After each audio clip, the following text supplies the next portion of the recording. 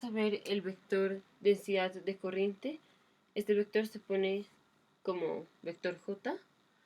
Vamos a definir el flujo de cargas. Por ejemplo, aquí tenemos un cable. Este flujo de cargas puede ser cuántas cargas pasan por unidad de área por un segundo.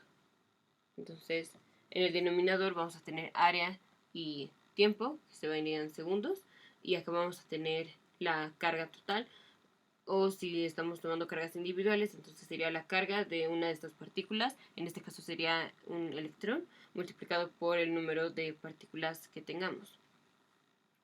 La forma en que lo hacemos es, decimos n minúscula, ese es el número de cargas o número de partículas que tenemos por unidad de volumen.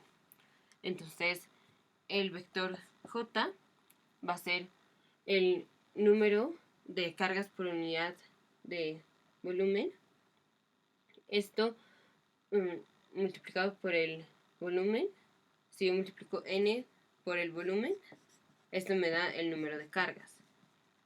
Esto nada más me da el número de cargas. Entonces, después de multiplicar por el volumen, multiplico por la carga de una de las partículas, así ya voy a tener la carga total.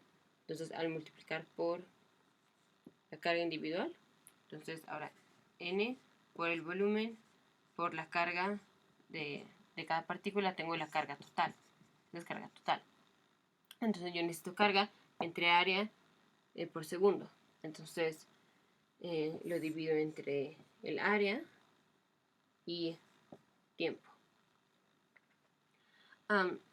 Otra forma es si a este vector la dirección es generalmente la misma que la dirección hacia el campo eléctrico y generalmente es la misma que la del movimiento de las cargas, aunque por ejemplo en el cable, donde son los electrones, son las cargas negativas a las que se mueven.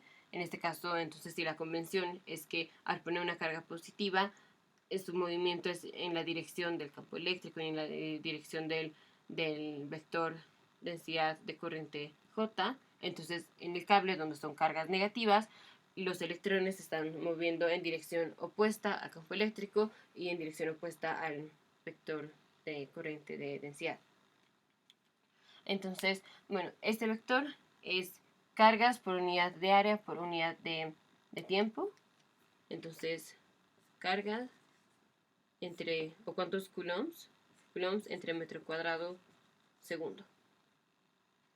Si tenemos un área infinitesimal, digamos de S de superficie, si esto lo multiplicamos por el vector J a un ángulo de 90 grados, o sea, tenemos una superficie que esté así, esta puede ser la superficie, y nuestro vector J está así, o sea, a 90 grados o perpendicular o normal a la superficie. Entonces está a 90 grados. Así, lo que obtenemos es cuántas cargas, entonces eso es igual al número de cargas por unidad de tiempo, por segundo. Aquí estoy multiplicando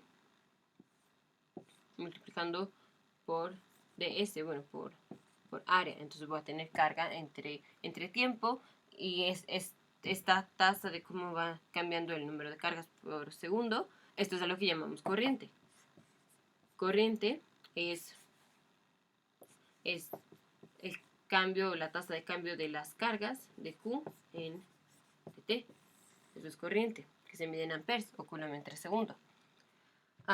Entonces, decíamos, esto es cuando nuestra superficie es perpendicular o es normal al vector J. Otra forma de decirlo es, podemos definir un vector área, ¿sí? Como lo hacemos con la ley de Gauss, donde decimos que nuestro vector área es perpendicular, su dirección es perpendicular a la superficie y su magnitud es la magnitud del área. Pero en este caso, como estamos hablando de un un área infinitesimal, vamos a ponerle n, el vector n, donde el vector n es un vector unitario, donde lo único es que su dirección es la dirección normal a la superficie, n de normal, por eso le llamamos n. Entonces, si yo hago j por n por ds, ahora sí tengo la corriente.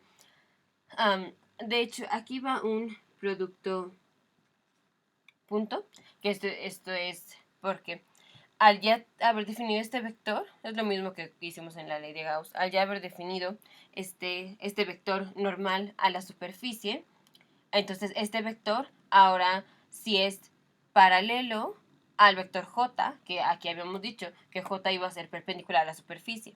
Aquí estamos diciendo que j es paralelo al vector normal. Entonces el coseno o el producto punto es 1, y eso es cuando la superficie es perpendicular al vector j. Y ahí es cuando tenemos esta corriente.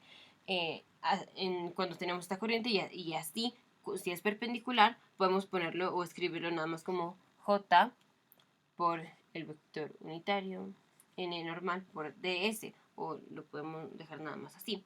Pero si nuestro vector de corriente de densidad j no es perpendicular a la superficie, entonces no vamos a tener nada más esto. Tenemos que ahora sí poner j por ds por el coseno del ángulo. Y para no poner coseno lo escribimos como que la corriente es igual así a el vector unitario de corriente, perdón, el vector de corriente de densidad o de densidad de corriente, el producto punto con la superficie, y este es el vector normal. Ok, entonces esto sería, bueno, de hecho esto sería de corriente, porque esta sería pues la corriente que pasa en esta área infinitesimal. Entonces la corriente total sería la integral de corriente, y esto sería entonces la integral. De hecho, estamos hablando si tenemos una superficie. Esta definición fue para para cualquier superficie. Es más fácil hacer la analogía aquí en una superficie abierta. Pero ahora si yo tengo una superficie cerrada, puede ser una esfera, puede ser un torus, pero no un plano. Si tenemos una superficie cerrada, la corriente total, bueno, es esta. Sería JN producto punto ds. Aquí. Esto puede ser para una superficie cerrada o para una superficie abierta. Y ahorita vamos a seguir con una superficie cerrada, pero para llegar a un teorema muy importante. Pero esta parte la vamos a dejar hasta aquí. Siguiendo con la definición de J, la carga que pasa, o sea, ya dijimos que J por ds, bueno, J n producto punto ds, esto es la corriente, o es el número de cargas, bueno, cantidad de cargas, o sea, número de cargas por Q, que pasan o bueno, cuántos coulombs pasan por unidad de tiempo. Y esta carga que está fluyendo a través de esta superficie, o sea, ya no estoy hablando de cargas por tiempo, solo estoy hablando de esta, o sea, en este segundo, sobre este, digamos, metro cuadrado, cuánta carga pasó, o sea, ya no estamos hablando de esta parte, cuánta carga pasó, es la misma carga que habría en un volumen,